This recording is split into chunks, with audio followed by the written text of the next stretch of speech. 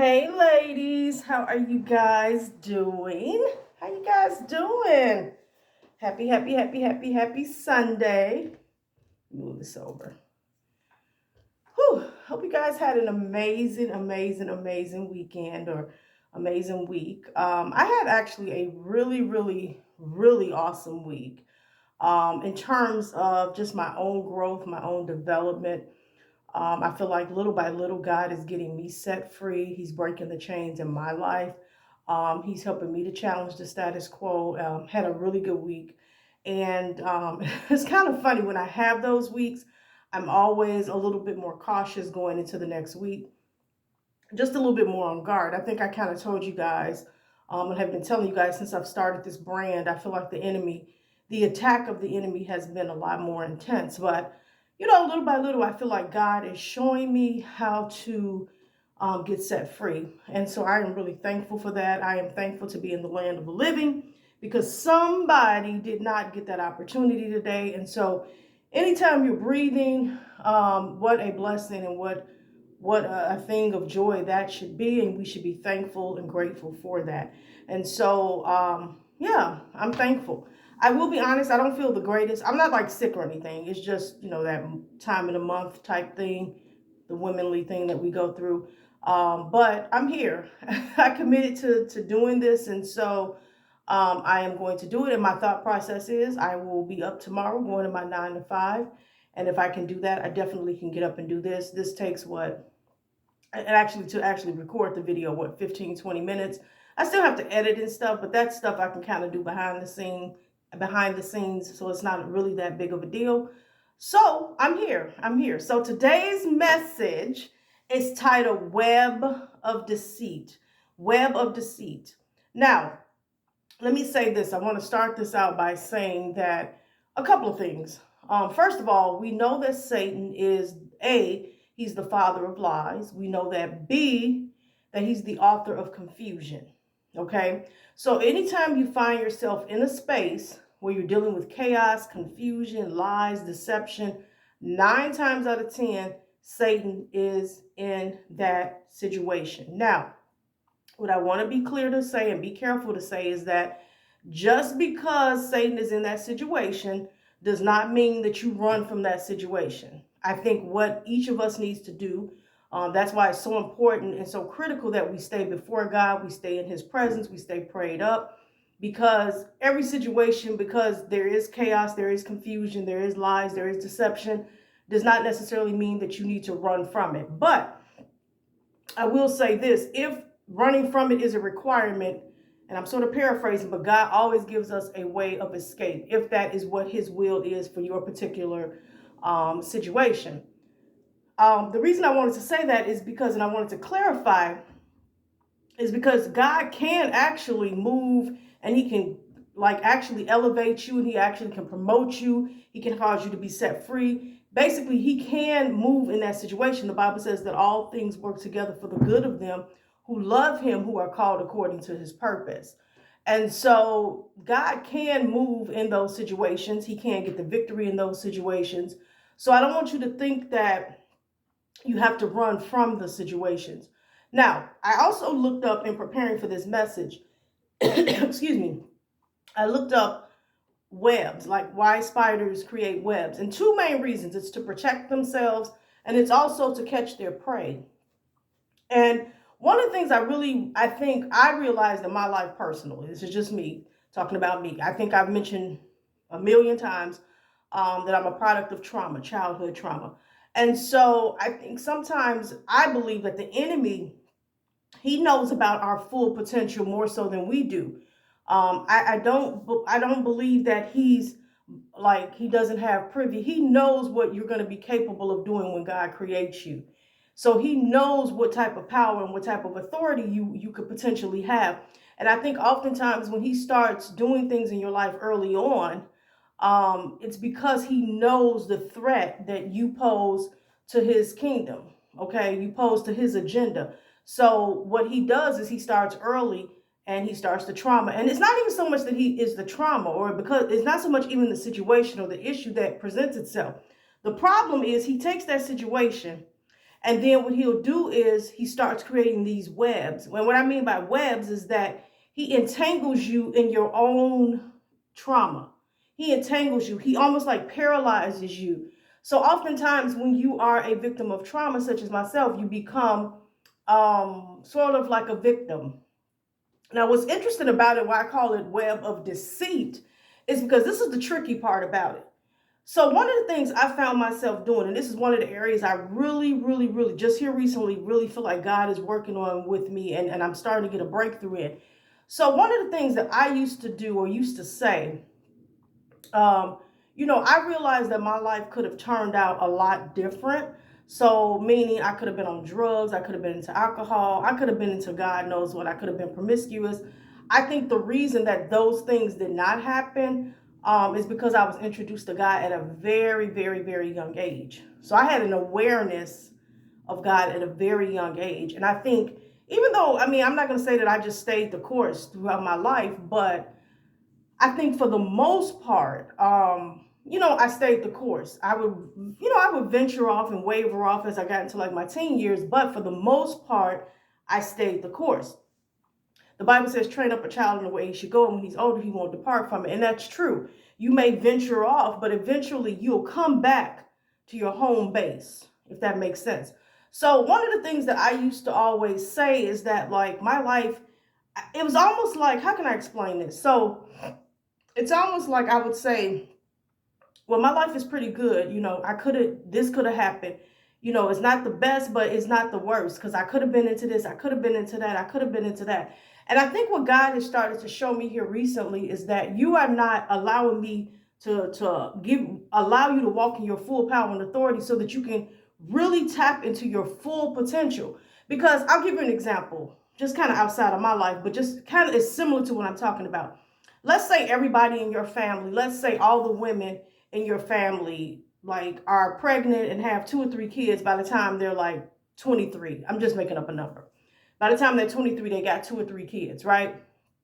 And basically, not to say that your life is over when you have kids, but when you have a lot of kids young, it kind of puts a damper and it kind of stops things. And I think basically it hampers your potential, because now your attention and your focus needs to be on the kids. You can't really fully do what it is that you are called to do, because you're called to be a parent. So let's say most of the women, or the vast majority of the women in your family, have 2 or 3 kids by the time they turn 23. So let's say you decide, you know what, I don't want that. I want to be able to have a career. I want to be able to travel. I want to do X, Y, and Z. I don't want that. I want to be the first person in my family to break that curse or break that generational curse. So let's say you do. Let's say you don't have kids until you say 30, you marry, you got a profession. Let's just say for the sake of argument, you're a nurse. And you like, okay, I'm doing good. I done broke this curse. I ain't got no kids yet. Or you got kids, but you just had one and you're 30. But you're married, you got a good job. Your husband got a good job. So you thinking like, okay, I'm doing good, right? You are doing good. So let me say that. But this is where the deceit comes in at. And this is why I say the enemy is very crafty and he's very cunning. Because let's say that God wanted you to be, one of the world's greatest scientists, one of the first black, or one of the greatest female scientists. I'm just making something up. But the point is, you stopped at being a nurse, and in your brain, you thought, I didn't get trapped in the curse of having kids at a young age. I'm married. My husband got a decent job. I got a decent job. And to you, that's like, wow, I did it. And you like, okay. But the problem is God wanted you to be and to do something a lot greater. And what happens is the deceit is Satan will pretty much present this, well, you're doing good, but you're not. Similar to like Adam and Eve. Adam and Eve they could eat from any tree in the garden. What did Satan do? Satan put the tree that they couldn't eat from in their field of vision and magnified that so that their focus could be on that tree, not on how many other trees were in the garden. He put their focus on that. That's what he does. He's the master of deceit. And when you get caught up in his web, and this is the scary part about it, when you get caught up in his web of deceit, he just keeps wrapping, spinning that web, spinning that web, spinning that web. And then what happens is you fast forward to like my age, I'm 40, I just turned 48. You fast forward to my age and you are successful, relatively successful, but you got so many webs on you and you're trying to become whole. So God wants to take you to that next level, but you got so many layers of trauma, so many layers of stuff going on where you need to be healed. And so this is the part that gets crazy. You get the success, you get to where you want to get to, or you're relatively successful, and you cannot figure out why you are not at peace. You are not at peace because the author of confusion, the father of lies, has spun these webs over your life for years, and now you're in this web of deceit. And now you got to figure out, how in the heck do I get out of this? Because no matter what I do, no matter what I achieve, I'm not at peace, I'm not happy, I'm not fulfilled. And that's mainly because you are caught up in this web. Now, what you need to be able to do is see patterns. You need to be able to see patterns. I'm going to speak a little bit about something that I have, just one issue. I have a lot of stuff that when I said I had a really good week that God is revealing to me. And little by little, I got all these spider webs. I'm saying webs because it's a web of deceit. That's the message. But I got all this stuff that I've been dealing with that I'm trying to, little by little, God is helping me and showing me how to get out of it, But I want to just show you one example this past week. So one of the things that I've really been praying about is like, Lord, I've been doing this brand for like almost a year now. Like I'm pouring into these people. Like, when do I get some support and have somebody pour into me?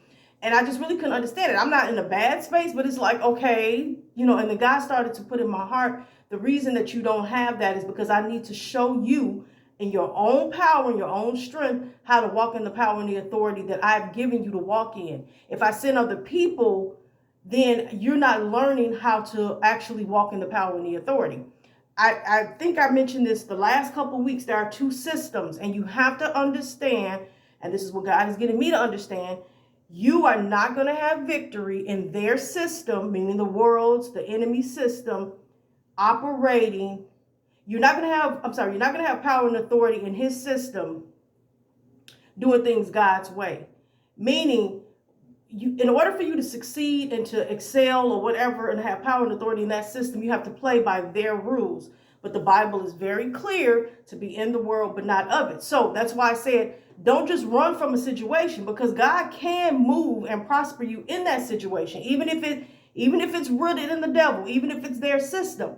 But you need to be connected to God so you can figure out, does he want you to get out of this situation, or does he want you to stay in it?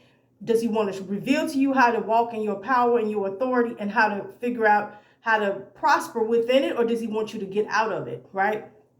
So I'm going to give you one scenario. Like I said, he's working on a lot of things with me. So, and this is very minor, but I'm just going to give you the scenario. So there's this 7-Eleven that I frequent.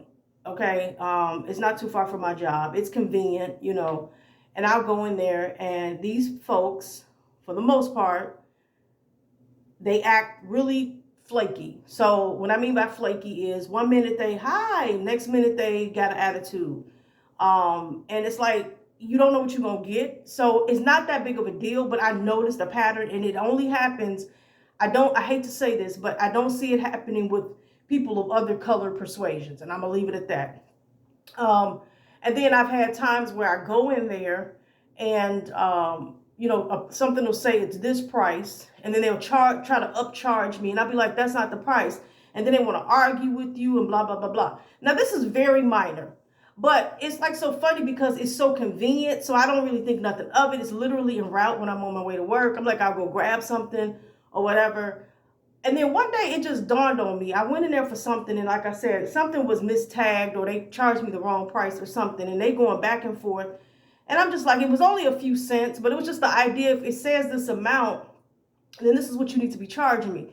But the guy's going back and forth, and I left out the store, and it's just like instantly I got this thought, why are you subjecting yourself to that? And I thought to myself, why am I subjecting myself to this, And then God started to show me, like, there are 50 million stores you can go in. One of the things I really want to say is that when people, and this is, like I said, that's very minor, but I'm just showing you how God will show you, like, you're putting yourself in situations that you don't necessarily have to be in. There are 50 million places you can go. He started showing me, like, I would go in there sometimes and get a drink or something. Guys started to say, go to Walgreens, get you a big pack of water, buy you some of those little Crystal Light things, and make stuff. First of all, it'll be cheaper to do it that way because their stuff is kind of high at the 7-Eleven. Because I work up north, and it would be cheaper that way, and then you don't have to deal with all the up down roller coasters. There's like one lady there that's pretty consistent, but for the most part, they all up and down. You don't know what you're gonna get. Like I said, and then they flake you with the pricing, so forth and so on. But God started to show me, like, there are other ways that why are you subjecting yourself to this? You could go get the bottled waters, you could get it in bulk, and then you could be able to, like, you'll save money and you don't even have to deal with that, right? That is a very, very, very, very, very minor scenario. But I'm saying all that to say that when God starts to show you how to walk in the power and the authority, he will show you ways and things. And it's because it's not going to be something that when he starts to show you, it's not going to be something instantly, right? Excuse me. He'll start giving you wisdom and insight on how to do certain things. And that's what he's been doing in other areas too.